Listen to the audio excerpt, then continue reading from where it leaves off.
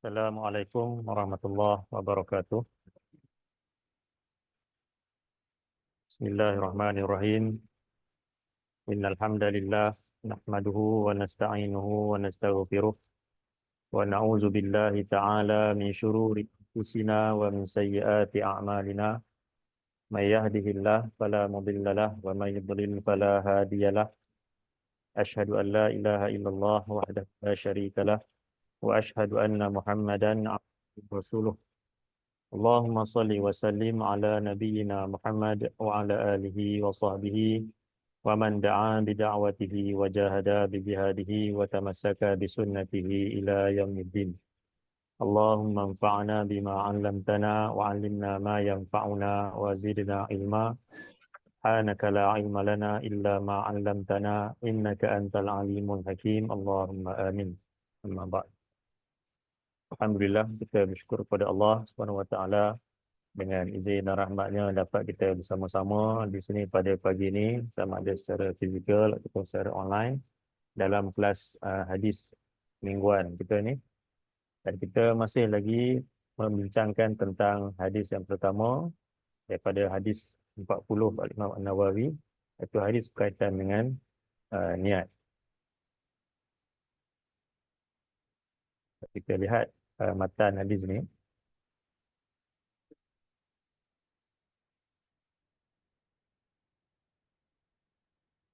أمير المؤمنين أبي حفص رضي الله عنه قال: سمعت رسول الله صلى الله عليه وسلم يقول: إنما الأعمال بالنيات وإنما لكل امرئ ما نوى، فمن كانت هجرته إلى الله ورسوله فهجرته إلى الله ورسوله، ومن كانت هجرته لدنيا يصيبها أو امرأة ينكهها فهجرته إلى ما هاجر إليه. An Amiril Mu'minin, daripada Amiril Mu'minin Abi Hafs, iaitu Umar bin Al-Khattab radhiyallahu anhu, qala, katanya, sami'tu Rasulullah sallallahu alaihi wasallam yaqul, aku mendengar Rasulullah sallallahu alaihi wasallam baginda bersabda, innamal a'malu binniyati, sesungguhnya tidak lain, sesungguhnya tidak boleh tidak, amalan itu dasarkan kepada niat. Innama likulli imri'in ma nawa, dan sesungguhnya tidak lain, bagi setiap orang itu dia akan mendapat ganjaran sesuai dengan apa yang dia niatkan. Faman kanat hijratuhu ila Allah wa rasulih, siapa yang berhijrah kepada Allah dan Rasulnya, fa hijratuhu ila Allah wa rasulih, maka hijrahnya itu adalah kepada Allah dan Rasulnya. Wa man kanat hijratuhu lidunya yusibuha, sesiapa yang berhijrah untuk mendapatkan habuan dunia, awi imra'atin yankihuha, ataupun ingin menikahi seorang wanita, fa hijratuhu ila ma hajara ilaih, maka hijrahnya itu adalah sesuai dengan apa yang dengan tujuan dia hijrah kepadanya itu. Baik. Dalam kelas yang sebelum ini telah sampai kepada muka surat yang ke yang ke yang ke-6. Yang ke-6,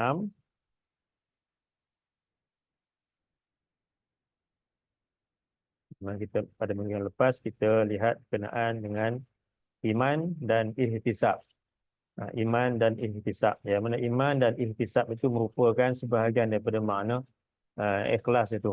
Nabi dalam banyak hadis-hadis baginda sallallahu alaihi wasallam, apabila baginda menerangkan tentang suatu amalan, contohnya seperti puasa ataupun seperti mendirikan malam bulan Ramadan ataupun malam Lailatul Qadar, itu Nabi sebutkan tentang imanan wahtisaban, iman dan ihtisab. Jadi iman itu adalah kita melakukan suatu amalan dalam keadaan kita membenarkan, kita mengakui dengan penuh yakin bahawa ini merupakan perintah daripada Allah. Itu iman. Kita buat satu perkara dalam keadaan kita membenarkan, kita yakin bahawa ini merupakan perintah daripada Allah. Sama ada perintah itu mungkin perintah yang wajib atau mungkin perintah yang sunat. Wahtisaban, Ihtisab itu pula bermakna kita melakukan amalan tersebut atas dasar untuk kesedaran untuk mengharapkan pahala daripada Allah. Itu ihtisab. Kita melakukan amalan untuk mendapatkan ganjaran atau pahala daripada Allah. Begitu juga di sini sebuah hadis tentang mengikuti jenazah muslim yang lain. Juga Nabi sebutkan tentang imanan wa ihtisaban, iman dan ihtisab. Itu kita lihat pada minggu yang lepas. Pada pagi ini kita nak sambung surat yang ke-6, subtopik yang seterusnya iaitu pengaruh duniawi. Apabila seseorang itu tidak menguasai ilmu pada asas yang sepatutnya, tetapi lebih menumpu kepada ilmu duniawi semata-mata, maka niat bagi tujuan amalannya juga berputar di sekitar keuntungan duniawi. Allah menyebutkan dalam surah 30 ayat yang ke-7,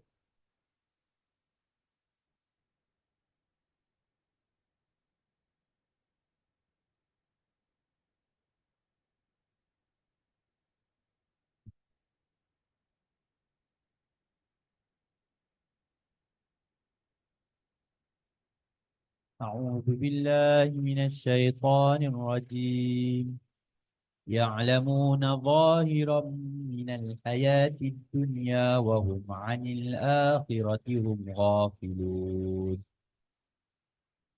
ya'lamuna zahiran minal hayatid dunya. Mereka mengetahui, iaitu mereka belajar sehinggalah mereka menjadi tahu, menjadi pandai, menjadi mahir tentang perkara-perkara yang zahir daripada kehidupan dunia. Wahum anil akhirati hum ghafilun. Sedangkan mereka terhadap hari akhirat, mereka adalah orang-orang yang lalai. Di sini Allah sebutkan tentang manusia yang ingkar kepada Allah, mereka memiliki ilmu berkenaan dengan kehidupan dunia ini, tapi tidak tentang hari akhirat. Jadi sebab itu Allah mengutuskan Nabi dan Rasul kepada manusia untuk menyampaikan ilmu tentang hari akhirat itu. Ilmu tentang dunia ni itu tak perlu kepada Nabi dan juga Rasul. Itu manusia boleh untuk mereka memikirkan dengan akal mereka. Mereka boleh untuk mereka mengkaji dan sebagainya. Tapi ilmu tentang akhirat, ilmu tentang agama, itu tak boleh untuk dipikirkan dengan akal semata-mata. Ia perlu kepada suatu panduan daripada Allah, atau wahyu daripada Allah kepada Nabi dan Rasul, dan itulah yang disampaikan oleh mereka kepada manusia. Nah, itulah ilmu yang benar yang disebutkan sebagai ilmu fardu ain yang wajib untuk kita pelajari. Itu ilmu yang datang daripada Allah, datang daripada Rasul. Ilmu berkenaan dengan agama kita ni. Jadi sebagai seorang Muslim, Nabi sebutkan dalam sebuah hadis, talabul ilmi faridatun ala kulli muslim. Menuntut ilmu itu fardu ke atas setiap Muslim. Tapi ilmu apa yang fardu untuk dituntut itu? Adakah ilmu berkenaan dengan dunia ni? Itu tidak fardu. Itu terpulang kepada sesiapa yang nak menggunakan ilmu tersebut yang ada manfaat buat diri dia, dia boleh pelajari ilmu tentang dunia itu. Dan tak semestinya semua perlu pelajari ilmu yang sama. Jadi satu kumpulan belajar satu ilmu, itu pun dah cukup. Bila ia dapat untuk memberikan manfaat kepada orang yang lain lah. Berbeza dengan ilmu agama ni, dia wajib untuk dipelajari oleh setiap orang Muslim. Setiap Muslim. Tak ada terkecuali. Tanpa ilmu agama ni, bagaimana mungkin seorang Muslim boleh untuk mengabdikan diri kepada Allah hanya berdasarkan ataupun hanya mengharapkan kepada ilmu yang ada pada orang yang lain. Ini sebab tu Nabi sebutkan fardu ke atas setiap Muslim untuk menuntut ilmu, dan itu merujuk kepada ilmu berkenaan dengan agama, itu Al-Quran dan juga As-Sunnah. Kembali kepada tadi, nota tadi.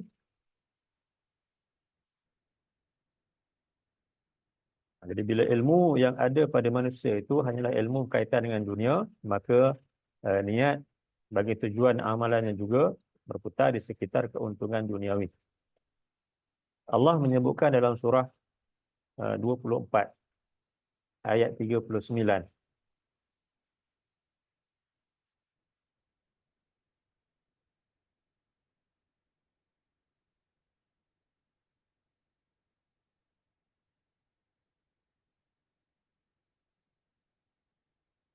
أعوذ بالله من الشيطان الرجيم والذين كفروا أعمالهم كسراب بقيعة يحسبه الظمآن ماء حتى إذا جاءه حتى إذا جاءه لم يجده شيئا ووجد الله عنده فوفاه حسابه والله سريع الحساب. Wallazina kafaru, orang-orang yang ingkar itu, a'maluhum kasarabin biqi'atin. Amalan-amalan mereka seperti fata morgana di tanah yang datar ataupun di padang pasir. Yahsabuhul dhama'anu ma'a.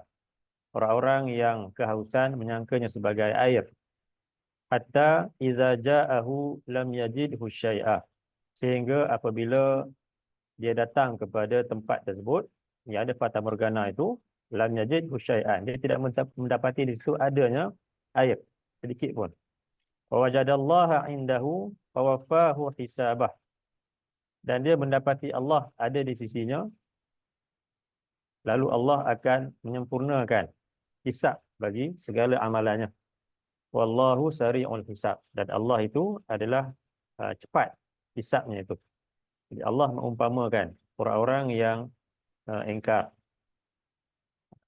Setiap apa yang mereka lakukan yang bukan atas dasar ilmu itu, jadi semua yang mereka lakukan menjadi sia-sia. Pada minggu yang lepas juga kita sebutkan tentang beberapa perkara yang Allah sebutkan dalam Quran. Ya, Allah umpamakan amalan golongan yang ingkar itu seperti yang disebutkan dalam ayat ini, iaitu fata morgana. Yang pertama. Kemudian keduanya Allah nyatakan ibarat seperti debu-debu yang berterbangan. Tak ada nilai di sisi Allah. Walaupun banyak yang mereka lakukan, tapi kesemuanya disebabkan ilmu yang ada pada mereka hanyalah ilmu dunia, maka niat mereka ketika melakukan perbuatan tersebut juga untuk mendapatkan habuan dunia. Jadi tidak akan mendapat ganjaran di sisi Allah. Sebab itu yang menjadi suatu perkara yang sia-sia. Dan Allah juga menyebutkan tentang golongan yang paling rugi. Golongan al-akhsarin. Itu kita dah bincangkan pada minggu yang lepas. Dalam surah 18 ayat 103 itu Allah sebutkan tentang golongan yang paling rugi, yang mana banyak yang dia lakukan ketika di dunia, tapi bila kembali kepada Allah pada hari akhirat, kesemuanya itu tidak akan dinilai sedikit pun oleh Allah.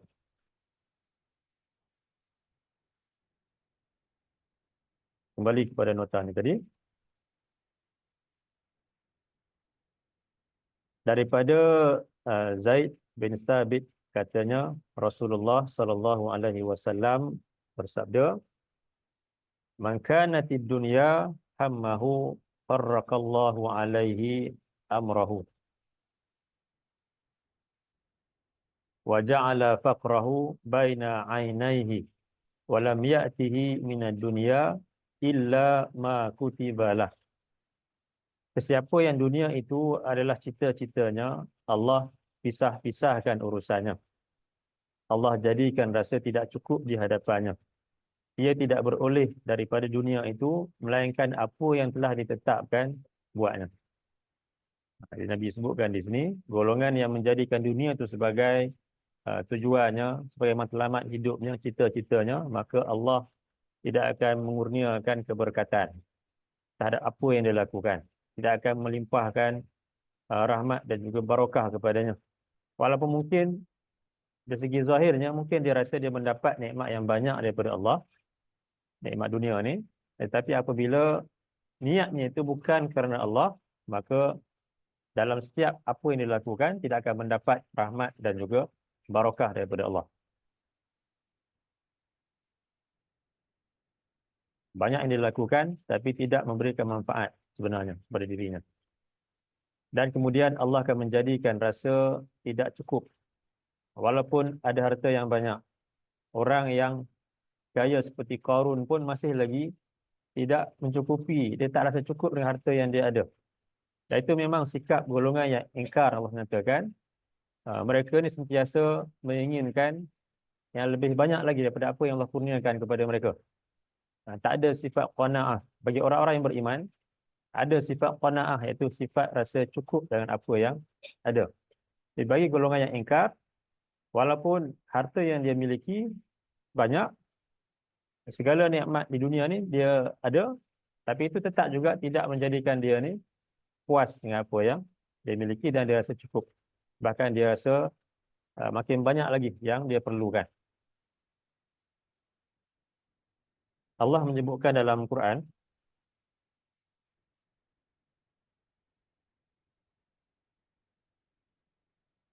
dalam surah 28,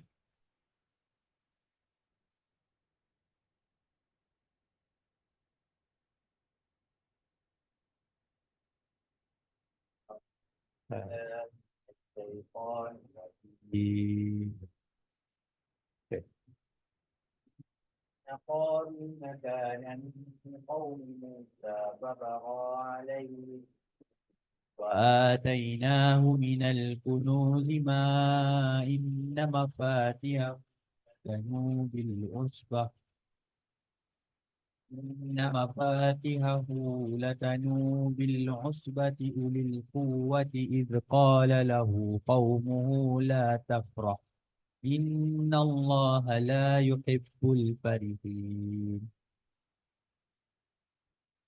Inna Qarun kana min qaumi Musa. Allah sebutkan tentang Qarun, itu orang yang paling banyak diberikan harta. Yang kita ketahui. Yang kita tak ketahui mungkin ada lagi. Sebab Allah nyatakan dalam Quran juga, ada golongan yang terdahulu yang lebih hebat dan lebih banyak hartanya daripada Qarun. Tapi mungkin tak disebutkan siapakah mereka ni. Di sini Allah nyatakan, Inna Qarun kana min qaumi Musa fabagha alaihim. Sesungguhnya Qarun adalah daripada kaum Nabi Musa, iaitu kaum Bani Israel. Fabagha alaihim, lalu dia berlaku zalim, melampaui batas terhadap mereka. Wa atainahu minal kunuz, dan kami kurniakan kepadanya harta benda, ma in mafatihahu latanu'u bil usbati ulil quwwah, di mana kunci-kunci kepada gudang-gudang hartanya itu sahaja ia dipikul oleh sekumpulan orang-orang yang kuat, yang besar. Idz qala lahu qaumuhu la tafrah innallaha la yuhibbul farihin.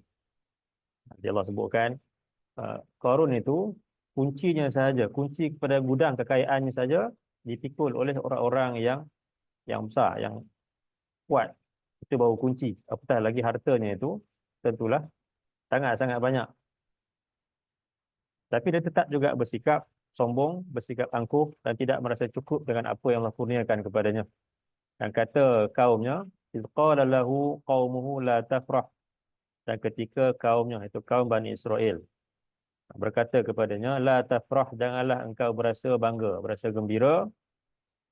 Innallaha la yuhibbul farihin. Sesungguhnya Allah dia tidak sukakan kepada orang-orang yang berbangga-bangga dengan harta yang banyak itu. Dan mereka memberikan pesanan lagi kepada Qarun dalam ayat seterusnya.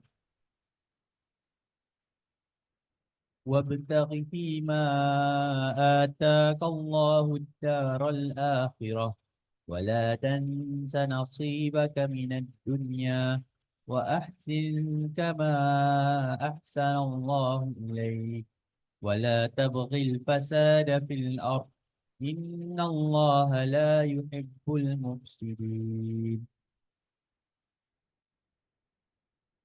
Wabtaghi fima ataqallah darul akhirah, dan carilah pada apa yang Allah kurniakan kepadamu pahala untuk dibawa pada hari akhirat. Wala tansa nasibaka minad dunya, dan janganlah engkau melupakan bahagianmu daripada kehidupan dunia ini.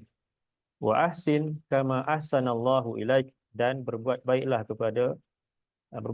sebagaimana Allah berbuat baik kepadamu. Wala tabghil fasada fil ard, dan janganlah engkau mencari-cari melakukan kerosakan di muka bumi ini. Innallaha la yuhibbul mufsidin. Sesungguhnya Allah tidak sukakan orang-orang yang melakukan kerosakan.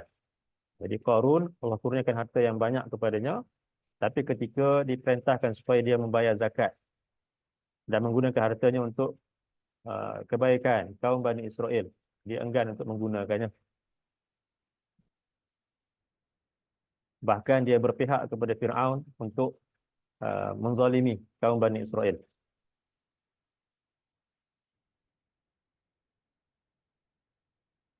Dalam ayat seterusnya,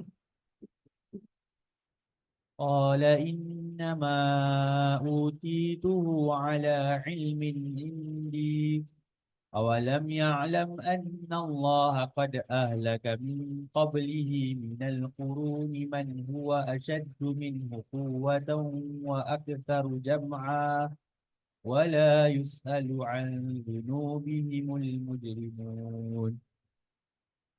qala innama utituhu ala ilmin indi. Jadi ketika Qarun diberikan peringatan supaya menggunakan hartanya itu untuk mendapatkan pahala yang dibawa pada hari akhirat. Jadi kata Qarun, innama utituhu ala ilmin indi. Sesungguhnya tidak lain, aku diberikan harta yang banyak ini disebabkan ilmu yang ada padaku. Jadi Qarun mengatakan bahawa uh, dia mendapat harta yang banyak itu disebabkan kehebatan dirinya.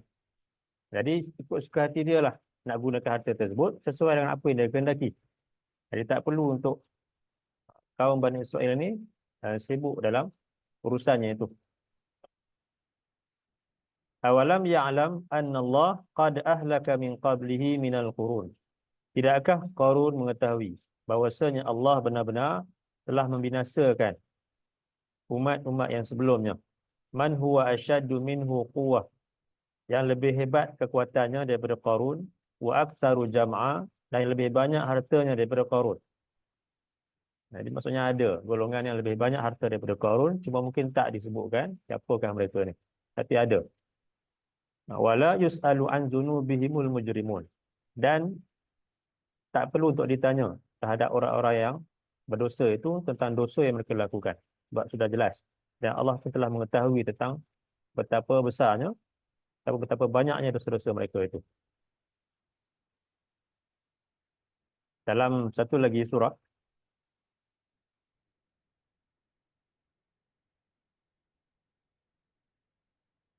dalam surah 74,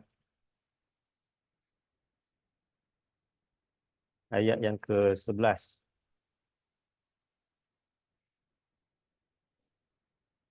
أعوذ بالله من الشيطان الرجيم.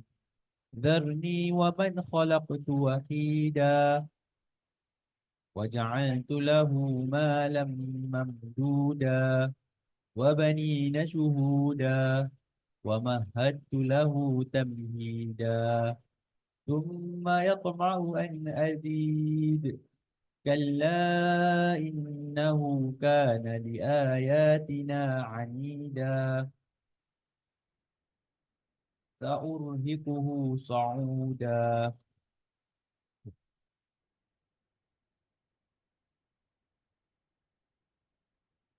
Di ayat yang ke-11 daripada surah 74 ini disebutkan oleh para mufassirin, ia turun kerana peristiwa yang berlaku kepada Al-Walid bin Al-Mughirah. Al-Walid bin Al-Mughirah merupakan salah seorang pemimpin Quraisy dan antara yang paling kaya di kalangan mereka. Bapa kepada Khalid bin Al-Walid. Allah sebutkan di sini, Zarni wa man khalaqtu wahida. Biarkanlah aku yang akan menimpakan azab kepada orang yang aku ciptakan sendiri. Wa ja'altu lahu malam mamduda. Aku telah jadikan baginya harta yang melimpah ruah. Wa banina syuhuda, dan anak-anak yang sentiasa ada di sisinya. Wa mahattu lahu tamhida, dan aku telah permudahkan urusannya dengan semudah-mudahnya. Tsumma yatma'u an azid. Kemudian dia tamak. Dia inginkan supaya aku tambahkan lagi nikmat dunia itu kepadanya. Kalla innahu kana li ayatina anida.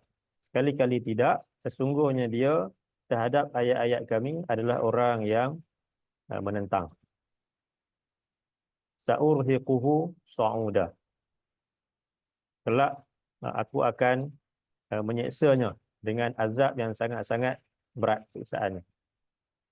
Jadi ini Allah nyatakan tentang contoh manusia yang diberikan dengan pelbagai bentuk nikmat, tapi disebabkan tak adanya iman dalam diri mereka, jadi mereka sentiasa merasakan tidak cukup dengan apa yang mereka miliki.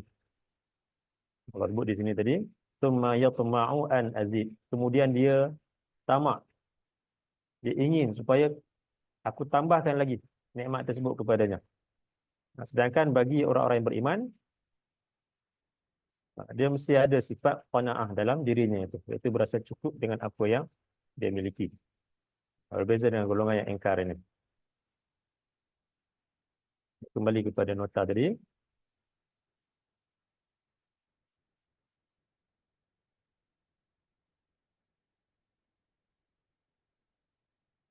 Disebutkan di sini. Sesiapa yang dunia itu adalah cita-citanya, Allah pisah-pisahkan urusannya. Allah jadikan rasa tidak cukup di hadapannya.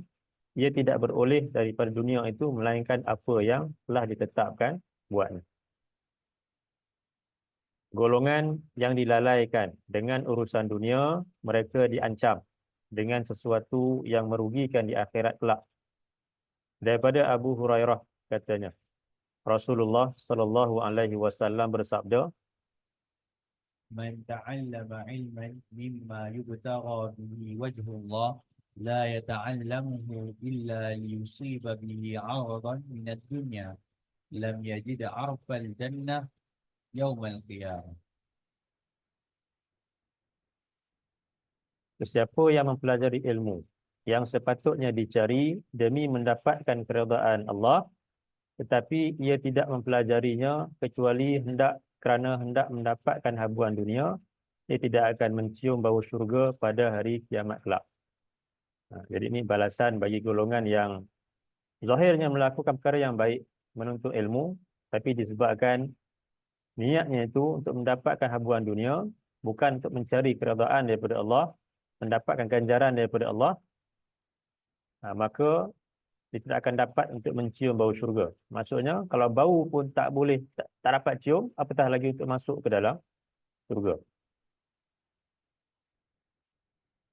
Ini golongan yang buat suatu perkara yang baik, menuntut ilmu, tetapi bukan kerana mengharapkan keredaan, ganjaran daripada Allah. Sebaliknya, hanya menginginkan habuan daripada dunia ini.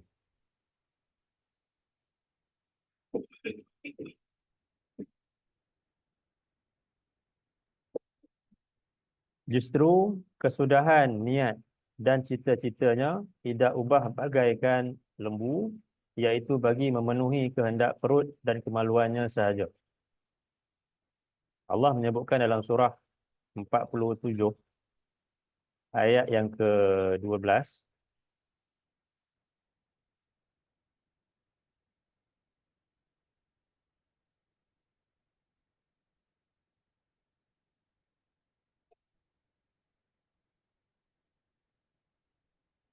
A'udzu billahi minasyaitonir rajim. Inna Allah yudkhilul ladzina amanu wa 'amilus solihati jannatin tajri min tahtihal anhar.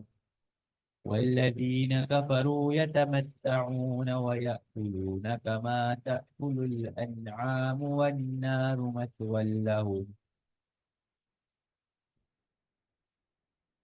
Innallaha yudkhilul ladzina amanu wa 'amilus solihat jannatin tajri min tahtihal anhar.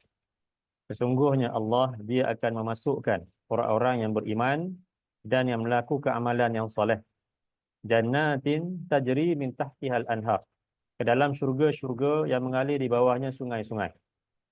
Walladzina kafaru, sedangkan orang-orang yang ingkar itu, yatamatta'una, mereka bersenang lenang. Wa ya'kuluna, mereka makan, kama ta'kulul an'am, seperti mana binatang ternak itu makan. Wan naru mathwal lahum, dan nerakalah tempat kembali bagi mereka. Jadi ini balasan bagi golongan yang ingkar, yang mana ketika di dunia segala yang mereka ilmu yang mereka ada dan segala yang mereka lakukan hanyalah untuk bersenang lenang di dunia ni. Allah sebut di sini yatamatta'una wa ya'kuluna, untuk bersenang lenang, berhibur dan untuk makan. Sekadar itu saja. Kalau sekadar berhibur, bersenang lenang dan makan, binatang pun sama. Binatang ternakan pun sama. Sebab tu disebutkan tadi dalam nota tu berkenaan dengan lembu. Sebab lembu, kambing ke unta ke, itu kehendak mereka hanyalah sekadar makan, kemudian beranak pinak, bersenang lenang. Begitu juga manusia yang ingkar kepada Allah, Allah samakan mereka seperti mana binatang ternakan itu. Yang mana binatang ternakan tak perlu untuk fikir kewajipan mereka kepada agama. Tak perlu fikir apa ibadah yang perlu mereka lakukan. Dan mereka binatang ternakan ini, begitu juga binatang-binatang yang lain pun, hidup di atas fitrah yang Allah berikan kepada mereka. Dan bahkan Allah menyatakan kesemua makhluk ini, selain daripada manusia dan jin, mereka sentiasa bertasbih kepada Allah. Jadi maksudnya tak ada yang ingkar di kalangan mereka ni. Kalau kita tengok dalam satu lagi ayat,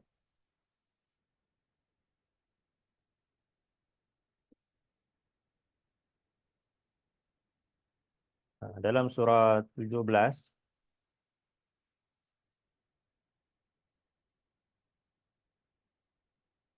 ayat 44,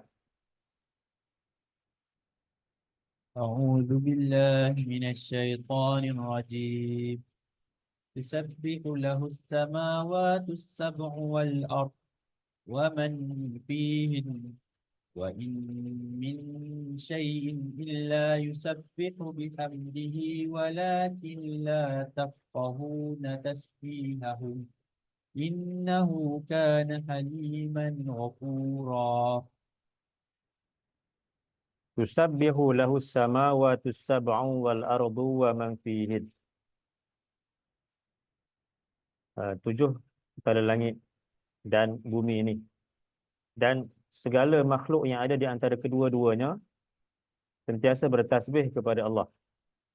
Wa in min syai'in illa yusabbihu bihamdih.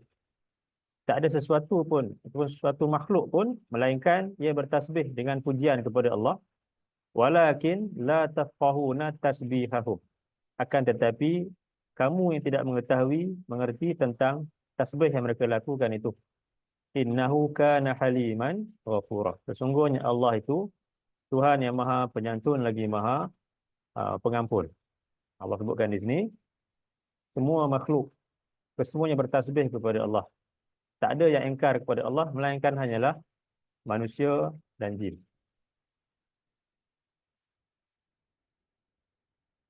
Jadi sebab tu Allah menyamakan. Bahkan dalam ayat lain Allah akan nyatakan lebih sesat lagi daripada binatang ternakan itu. Kerana binatang itu walaupun dia makan, dia berhibur, dia bersenang lenang, itu memang fitrah yang Allah berikan kepada mereka. Dan mereka takkan diazab. Mereka takkan diazab pada hari akhirat. Berbeza dengan manusia yang sifatnya sama seperti binatang itu, dia akan diazab pada hari akhirat. Dalam surah 25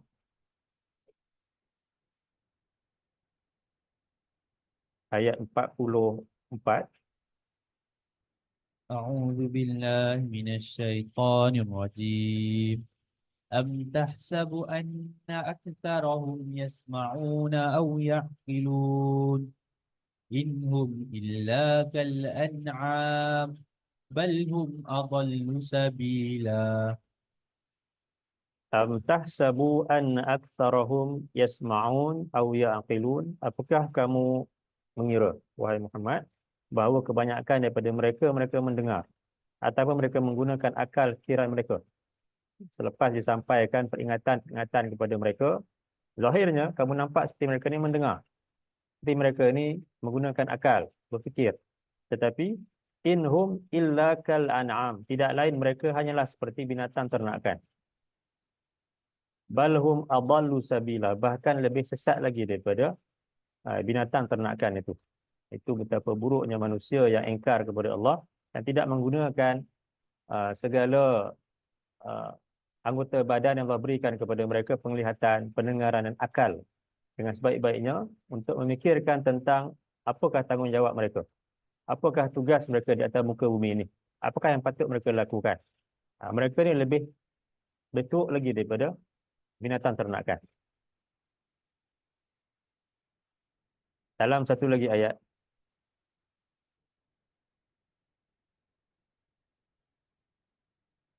dalam surah 7 ayat 179, أعوذ بالله من الشيطان الرجيم ولقد ذرأنا لجهنم كثيرا من الجن والإنس لهم قلوب لا يفقهون بها ولهم أعين لا يبصرون بها ولهم آذان لا يسمعون بها أولئك كالأنعام بل هم أضل أولئك هم الغافلون. walaqad zara'na li jahannam, dan benar-benar kami telah sediakan neraka jahanam itu katsiran minal jinni wal ins, kebanyakan daripada jin dan manusia. Jadi majoriti jin dan manusia akan masuk ke dalam neraka. Lahum qulubun la yafqahuna biha, mereka mempunyai hati ataupun akal tapi tak menggunakan untuk memahami dengannya, memahami kebenaran dengannya. Walahum a'yunun la yubsiruna biha, mereka mempunyai mata tapi tak menggunakan untuk melihat kebenaran dengannya. Walahum azanun la yasma'una biha, mereka mempunyai telinga tapi tak menggunakan untuk mendengar kebenaran dengannya. Ulaika kal an'ami bal hum adall, mereka itu ibarat seperti binatang ternakan, bahkan mereka lebih sesat lagi daripada binatang-binatang itu. Ulaika humul ghafilun, mereka itu merekalah orang-orang yang lalai. Jadi sebab tu bagi orang-orang yang beriman, bila disampaikan peringatan kepada mereka, ayat-ayat Allah dibacakan, hadis-hadis Nabi disampaikan kepada mereka, patutnya mesti ada timbul sifat gementar, sifat takut, mengharapkan rahmat daripada Allah, kerana itu sifat yang sepatutnya ada. Kalau tak ada itu sama seperti mana binatang ternakan. Berapa ramai manusia yang bila mendengar ayat-ayat Allah tak rasa apa-apa.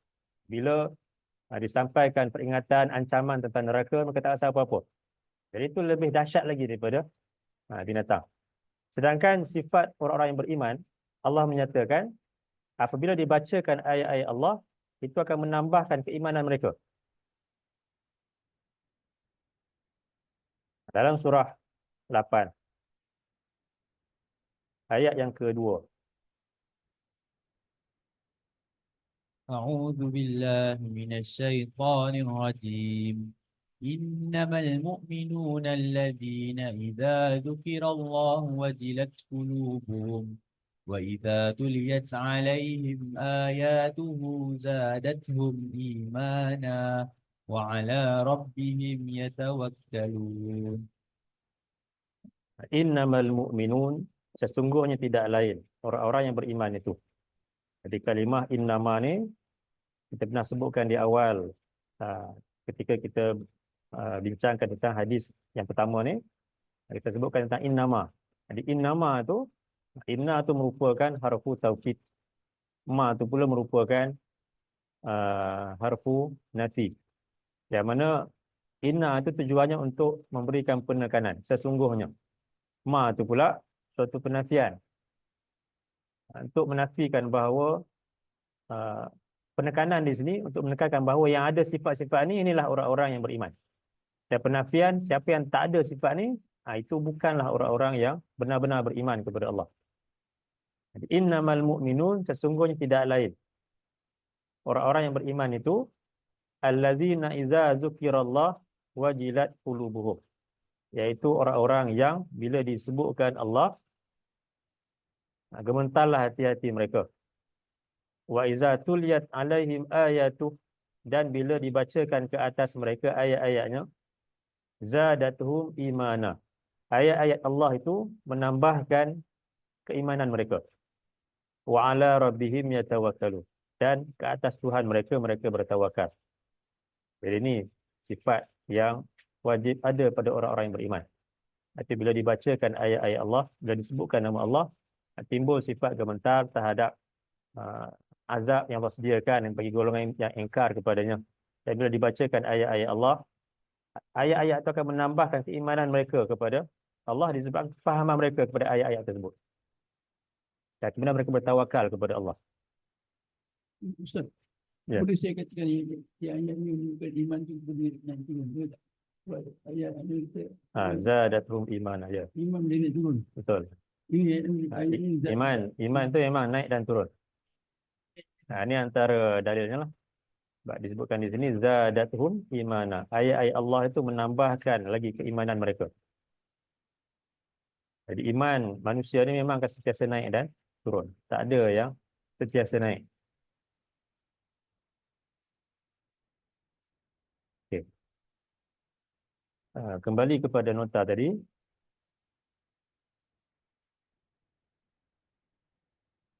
Dalam ayat-ayat tadi Allah menyamakan orang-orang yang ingkar dengan binatang ternakan. Bahkan lebih teruk lagi daripada binatang-binatang itu. Terusnya dalam di sini daripada Ibnu Abbas katanya, La ya'tiyanna 'alan nasi zamanun yakunu himmatu ahadihim fihi batnah wa dinuhu hawahu. pasti akan tiba kepada manusia suatu masa cita-cita seorang ialah memenuhi keperluan perutnya dan agama baginya ialah hawa nafsunya. Terusnya daripada Abu Darda katanya, Man kana al-ajwafani hammahu khasira mizanahu yawmal qiyamah. sesiapa yang cita-citanya hanya pada dua lubang, rugilah timbangannya pada hari kiamat. Jadi dua lubang itu merujuk kepada mulut dan kemaluannya, iaitu untuk memenuhi perutnya dan memenuhi kepuasan hawa nafsunya, syahwatnya itu.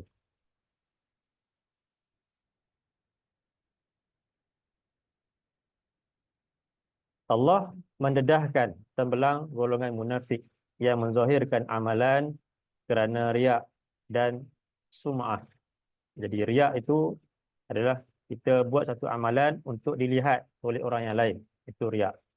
Manakala sum'ah ini pula, sum'ah ni kita menceritakan amalan yang kita lakukan atas dasar untuk berbangga-bangga, untuk berasa uh, kita lebih baik lagi daripada mereka. Itu sum'ah. Amalan yang mungkin tak dilihat oleh orang yang lain, tapi kemudian kita ceritakan kepada mereka. Tapi kalau tujuannya untuk menjadi contoh yang baik, maka itu dibenarkanlah. Cuma untuk kita menjaga hati kita daripada riak dan juga sum'ah itu sangat-sangat sukar. Jadi sebab tu Nabi sebutkan dalam sebuah hadis, perkara yang paling Nabi takut menimpa umatnya adalah syirik yang kecil. Jadi syirik yang kecil atau syirik yang tersembunyi itu merujuk kepada riak. Begitu juga sum'ah. Itu amalan yang kita lakukan bukan atas dasar inginkan rahmat daripada Allah, redaan daripada Allah, tapi menginginkan perhatian daripada manusia, pujian daripada manusia, habuan dunia ni. Sama ada dilihat oleh orang yang lain ataupun diceritakan kepada mereka amalan kita itu. Di golongan yang munafik menzahirkan amalan kerana riak dan sum'ah, kerana takut ditangkap dan dihukum. Tiada baginya makna ikhlas, iman dan ihtisab. Apa yang diucapnya berlawanan dengan i'tiqad di dalam hati. Ibadat solatnya dilakukan hanya kerana hendak mempamerkan imej dan dilakukan dalam keadaan malas. Ia tidak mengingati Allah menerusi ibadatnya kecuali sedikit sekali. Hidupnya untuk dunia semata-mata. Allah menyebutkan dalam surah 4 ayat 142,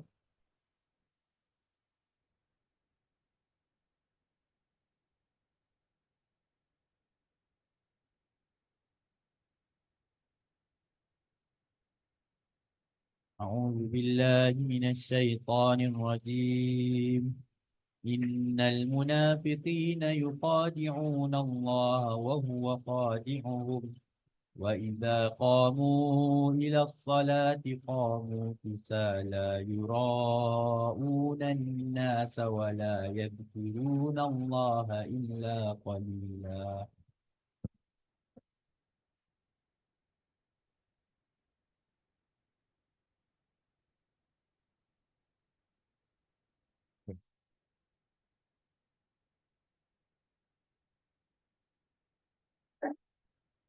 Innal munafiqin. Sesungguhnya orang-orang yang munafik itu yukhadi'un Allah. Mereka hendak menipu Allah. Wa huwa khadi'uhum. Sedangkan Allah akan membalas tipuan mereka itu. Wa idza qamu ila shalah qamu kusala. Apabila mereka berdiri untuk solat, mereka berdiri dalam keadaan malas. Yura'unan nas, mereka bertujuan untuk riak kepada manusia, untuk menzahirkan, pamerkan amalan mereka kepada manusia. Wala yazkurunallaha illa qalila. Dan mereka tidak ingat kepada Allah, tidak menyebutkan nama Allah, melainkan hanyalah sedikit sekali. Jadi ini golongan yang munafik. Yang mana munafik itu, kita sebutkan sebelum ini, dia ada munafik dari segi i'tiqad dan juga munafik dari segi amalan. Munafik dari segi i'tiqad, itulah orang yang hendak menipu Allah dan Rasulnya dan orang-orang yang beriman. Mereka masuk Islam atas dasar untuk memelihara diri mereka daripada ditangkap ataupun diperangi disebabkan sikap mereka yang engkar itu. Itu munafik dari segi i'tiqad. Mereka masuk Islam bukan disebabkan benar-benar ingin beriman, tetapi ada tujuan-tujuan yang lain selain daripada itu. Dan mereka ni zahirnya seperti orang yang beriman, tetapi hakikatnya di sisi Allah adalah lebih teruk lagi daripada golongan yang kafir secara jelas itu. Manakala munafik dari segi amali adalah orang-orang yang melakukan perkara-perkara yang memang menjadi sifat dari golongan yang munafik. Dan ini boleh berlaku pada orang-orang yang beriman juga. Yang ada sifat-sifat yang disebutkan dalam beberapa buah hadis tentang sifat golongan yang munafik, iaitu bila bercakap dia berdusta, berjanji dia mungkiri, diberikan amanah dia khianat, bila berbalah dia berlebih-lebihan. Jadi itu antara sifat golongan yang munafik. Nabi nyatakan siapa yang ada perkara-perkara ni kesemuanya, itulah golongan munafik yang sejati. Siapa yang ada salah satu, dia ada ciri-ciri golongan yang munafik sehingga dia meninggalkan perbuatan tersebut. Itu munafik dari segi amalan, yang mana boleh juga berlaku pada orang-orang yang beriman.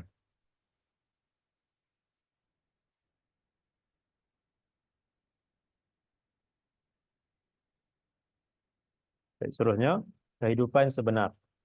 Akhirat adalah destinasi sebenar yang hendak dituju.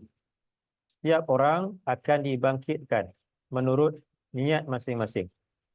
Daripada Abu Hurairah katanya, Rasulullah SAW bersabda, Innama yub'atsun nasu ala niyatihim. sesungguhnya manusia itu dibangkitkan tidak lain daripada menurut niat mereka. Jadi bagi orang-orang yang beriman, yang ketika di dunia, apa yang dilakukan itu untuk mencari keredaan Allah, mengharapkan ganjaran daripada Allah, maka dia akan dibangkitkan sebagai seorang yang beriman. Bagi golongan yang kafir, golongan yang munafik, walaupun zahirnya buat perkara-perkara yang Allah perintahkan, solat, zakat dan sebagainya, tapi dalam diri mereka itu ada niat yang salah, bukan kerana inginkan ganjaran daripada Allah, tapi kerana riak dan juga sum'ah, maka dia akan dibangkitkan sebagai seorang yang engkar dan munafik, bukan sebagai orang-orang yang beriman kepada Allah. Oleh itu, kesemua niat dalam melakukan apa jua pekerjaan hendaklah diikhlaskan kerana mencari keredaan Allah, takutkan azabnya dan mengharapkan syurganya. Daripada Zaid bin Thabit katanya, Rasulullah SAW bersabda, ومن كانت الآخرة نيته جمع الله له أمره وجعل غناه في قلبه وأتته الدنيا وهي راغمة. Sesiapa yang akhirat itu menjadi niatnya, Allah satukan urusannya. Allah permudahkan urusannya. Allah berikan rahmat dan juga barakah kepadanya. Allah jadikan rasa cukup di hatinya dan ia beroleh dunia dalam keadaan tidak mencarinya.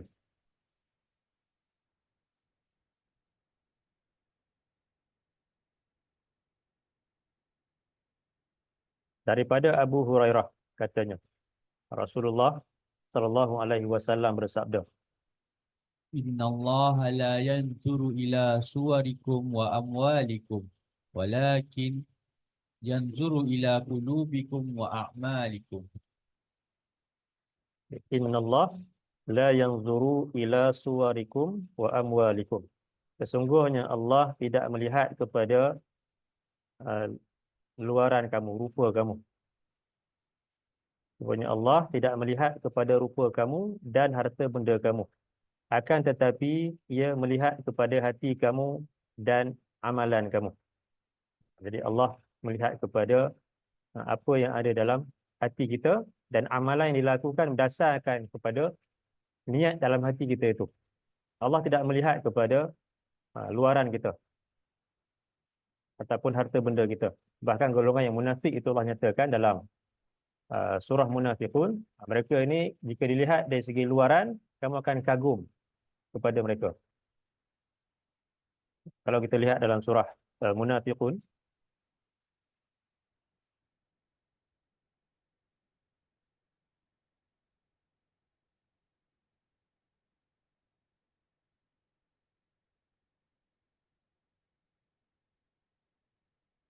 dalam surah 63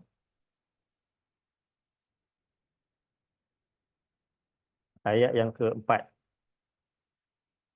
أعوذ بالله من الشيطان الرجيم. وإذا رأيتهم تعجبك أجسامهم وإن يقولوا تسمع لقولهم كأنهم خشب مسندة يحسبون كل صيحة عليهم هم العدو فاحذرهم قاتلهم الله أنا يؤفكون. Wa idza ra'aitahum tu'jibuka ajsamuhum. Dan bila engkau melihat mereka, engkau akan kagum kepada fizikal mereka, tubuh badan mereka. Wa in yaqulu tasma' liqaulihim. Dan jika mereka berkata, engkau akan mendengarkan kataan mereka itu. Jadi kata-kata mereka mungkin menarik untuk didengari. Tubuh mereka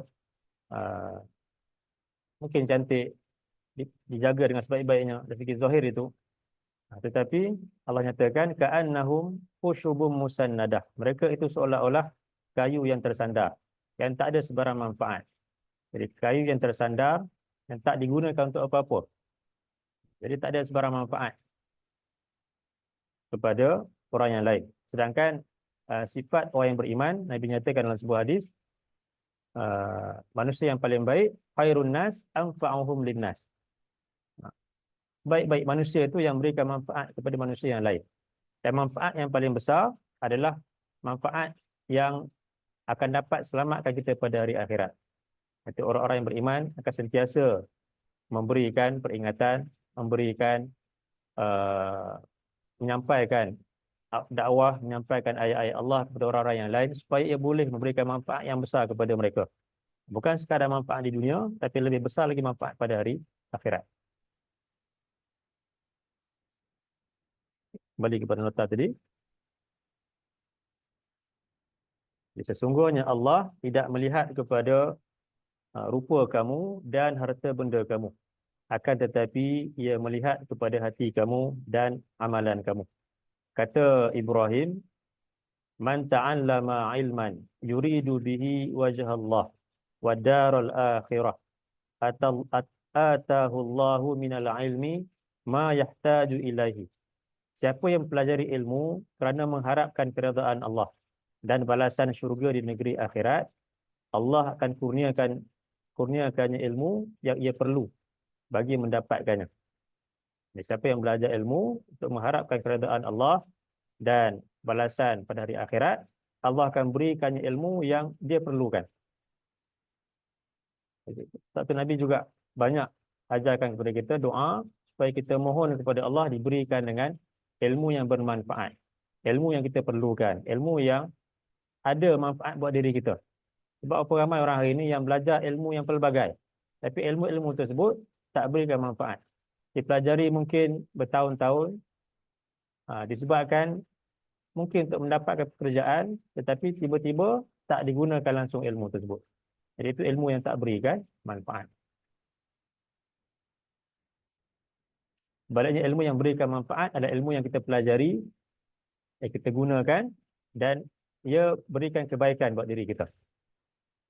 Dan manfaat yang paling besar datang daripada ilmu berkenaan dengan agama, iaitu Al-Quran dan juga As-Sunnah itu.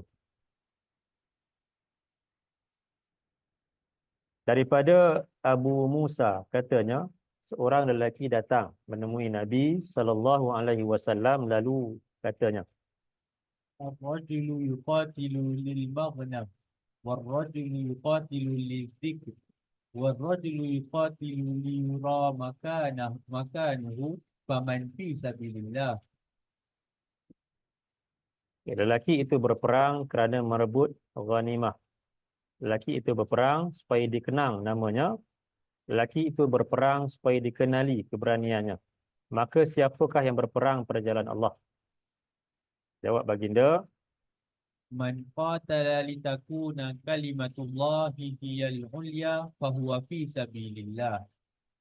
siapa yang berperang kerana hendak meninggikan kalimah Allah, maka ia berperang pada jalan Allah. Jadi semua golongan tadi, siapa yang berperang kerana inginkan harta rampasan perang, ghanimah, ataupun yang berperang supaya dia digelar sebagai seorang yang berani, supaya dipuji-puji namanya, dikenang namanya, maka ini semua golongan yang tidak akan mendapat ganjaran daripada Allah. Disebabkan walaupun dia buat amalan yang soleh pada zahirnya, tapi dengan niat yang salah, maka tak akan dapat ganjaran daripada Allah. Bahkan disebutkan dalam sebuah hadis, mereka lah antara golongan yang akan mula-mula diazab pada hari akhirat. So, golongan yang berperang pada jalan Allah, dia mati dalam peperangan tu, tapi rupa-rupanya bukan kerana keredaan Allah, tapi mengharapkan supaya ia dipuji, supaya ia dikatakan sebagai seorang yang berani.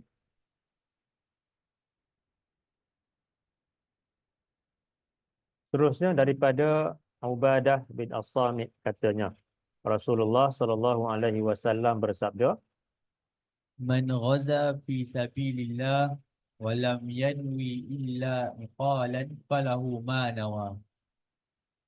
sesiapa yang berperang pada jalan Allah dan tidaklah ia berniat melainkan untuk mendapatkan tali pengikat unta, maka baginya apa yang ia niatkan. Jadi ini juga sama seperti hadis tadi. Golongan yang berperang pada jalan Allah, satu ibadah yang besar, amalan soleh yang besar, pahalanya sepatutnya dia dapat, tetapi disebabkan niat yang salah, maka dia akan dapat sesuai dengan apa yang diniatkan itu.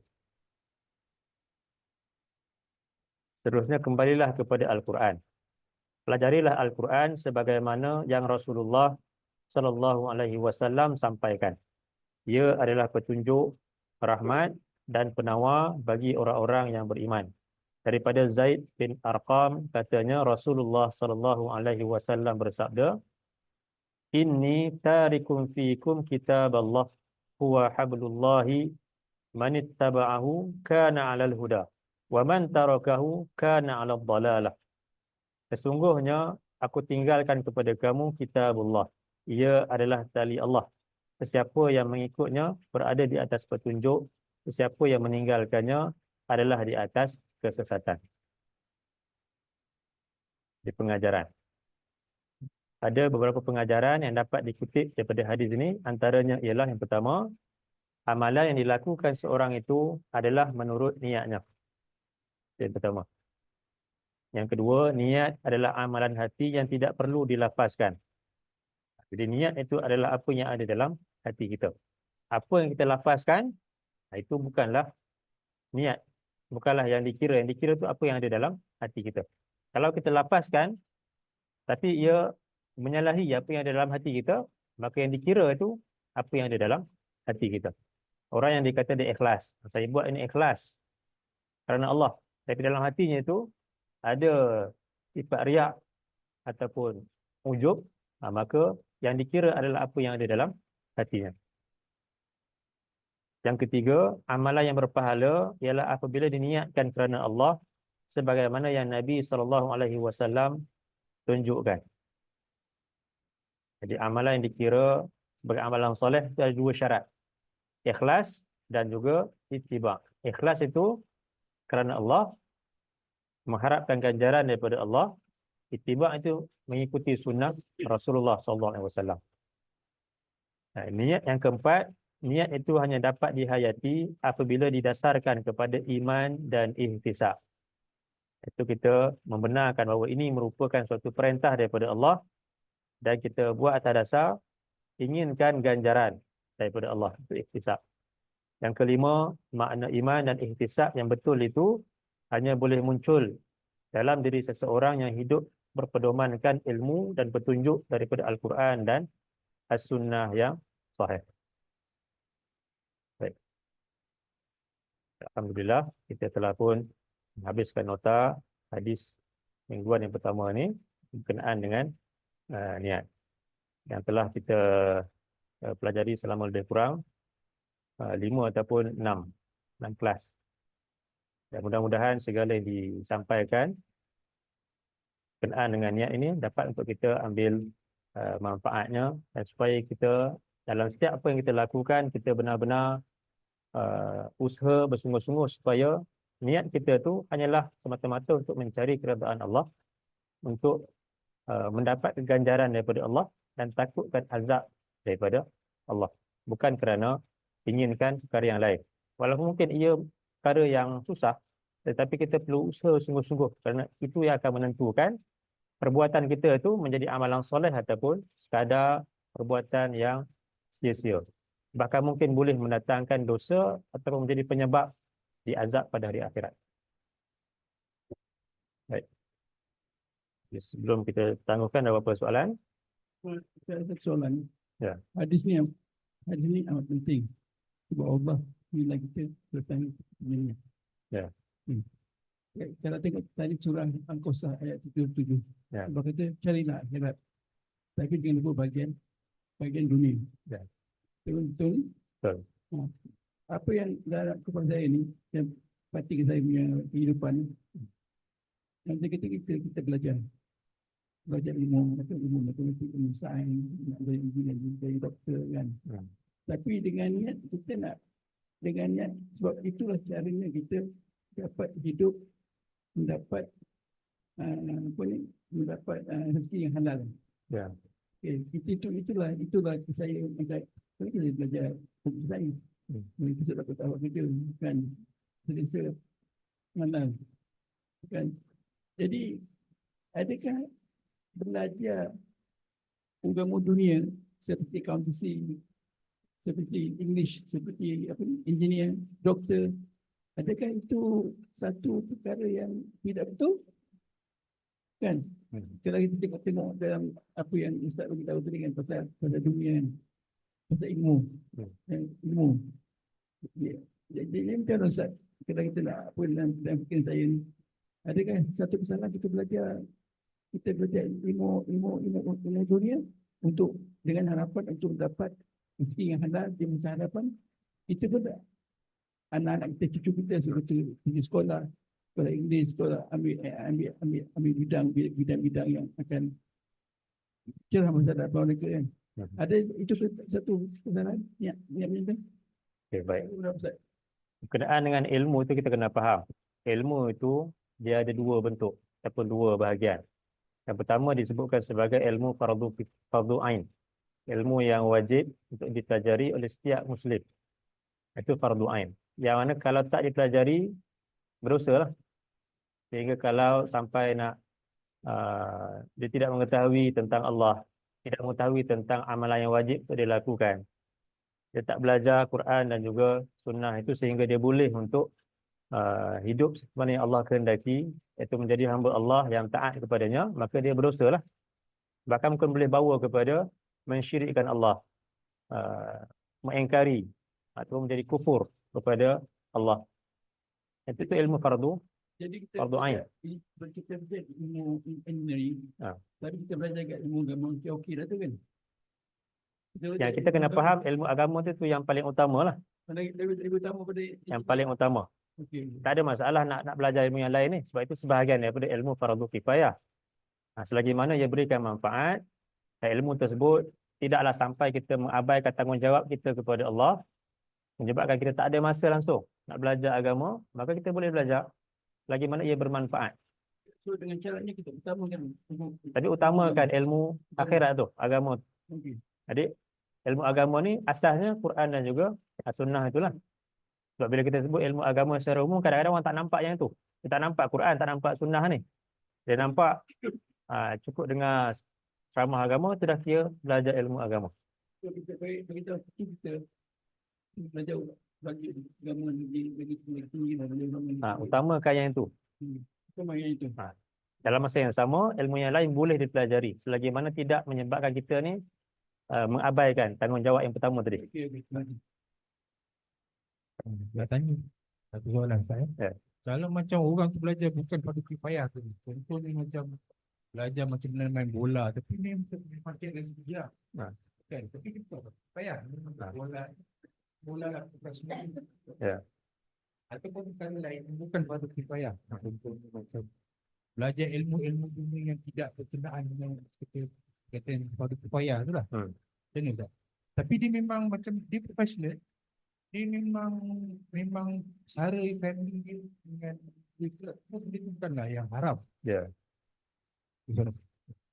Dia kalau sampai menyebabkan dia belajar tadi ilmu yang lain yang bukan fardu kifayah tu, maka mungkin ilmu yang mungkin boleh bawa kepada membuang masa yang sia-sia, walaupun mungkin tak sampai kepada haram, tapi bila menyebabkan dia lalai daripada belajar ilmu yang fardu ain tadi, dia akan berdosa lah. Walau mungkin tak sampai kepada mensyirikkan Allah, tapi bila disebabkan banyak masanya habis ke situ, tak ada masa untuk dia belajar Quran, belajar hadis-hadis Nabi, sampai dia tak tahu tentang agama, tak tauhid, itu yang menyebabkan berdosa lah. Tapi semata-mata yang itu saja, dia mungkin tak sampai kepada haram, tapi tak banyak manfaat lah. Tak banyak manfaat dibandingkan dengan ilmu yang lebih besar manfaatnya tu. Jadi untuk orang macam tu, kena cari masa untuk belajar yang wajib ni juga lah kan. Yalah, sebab itu kewajipan.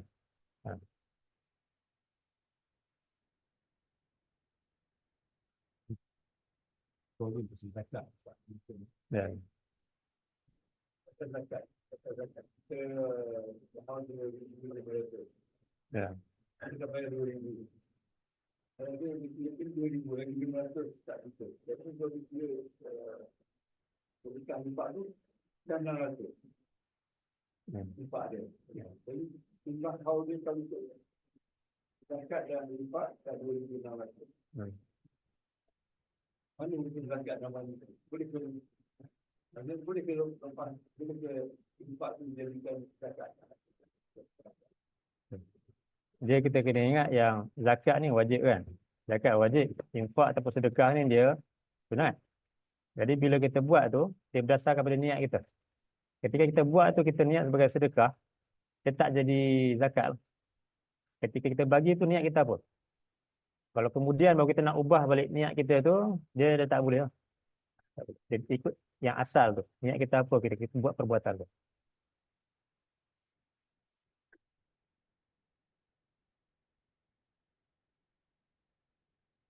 Baik. Yang online ada soalan ke?